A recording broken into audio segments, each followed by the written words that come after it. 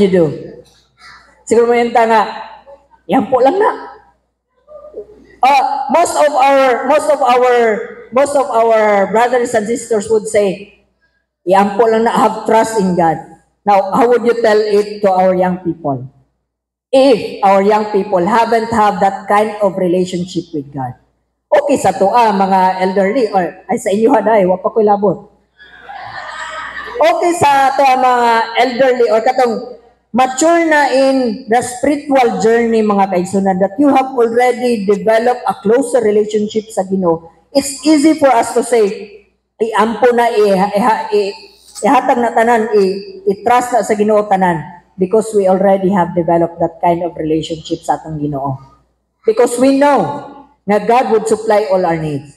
No? Pero how about this kind of generation today? No, that is why this is a challenge for all of us in the church, in our family, in our parents, in our young people. Now, we need to be able to cultivate that kind of relationship with God. Now, it doesn't mean nga natadriya sa church every Sabbath. It doesn't guarantee nga kanang naagit tayo closer relationship sa Ginoo. Even though active, I have read a post from Facebook nga even katong mga anak ni Priest Eli, they are already priests, they are serving the Lord, but their heart are not with God. Now, the main, unsa na siya? Unsa may life application ani in reading and in studying our lesson. We know nga inani ang mahitabo sa tuwa.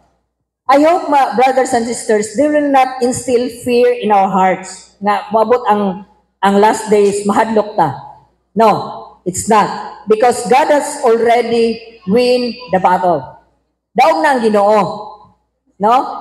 God has already provided us, kay even in the history sa dark ages, God's people has been protected, no? Na-preserve gani gihapon hantod karon nga abot ang message. And here we are now.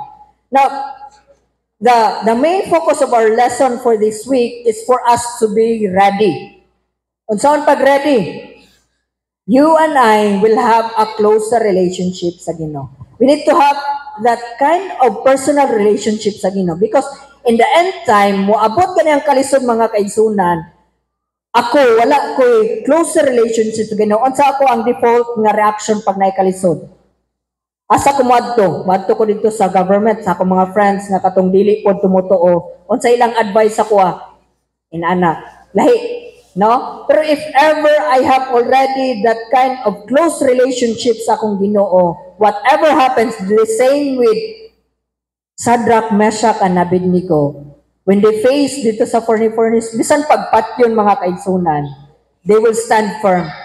According to Daniel's friends, I'm sure, we are sure nga God would protect us, would save us. Pero if ever dili man gyud mi kanang i-save sa Ginoo karon na na situation, we will still not bow down. No, inana kadako ang pagsalig og faith with this person, because na sila personal relationship sa Ginoo. Now, this is a challenge, brothers and sisters. Evaluate ourselves as we study our lesson.